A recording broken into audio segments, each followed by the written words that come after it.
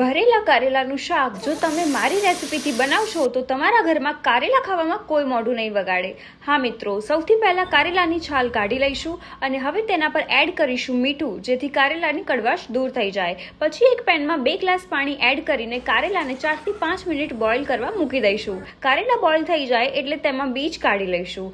કારેલાનું stuffing બનાવવા માટે સૌથી પહેલાં એક પેનમાં ઓઇલ એડ કરીશું, પછી તેમાં ઓનિયન, ટોમેટો, મરચાં અને લસણની પેસ્ટ નાખીને બધું 1 મિનિટ સુધી ફ્રાય કરીશું।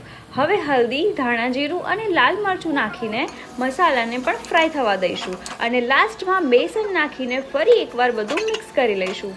સ્ટફિંગ રેડી થઈ ગયા પછી કારેલામાં સ્ટફિંગ ભરીને એક ડિશમાં મૂકી દઈશું।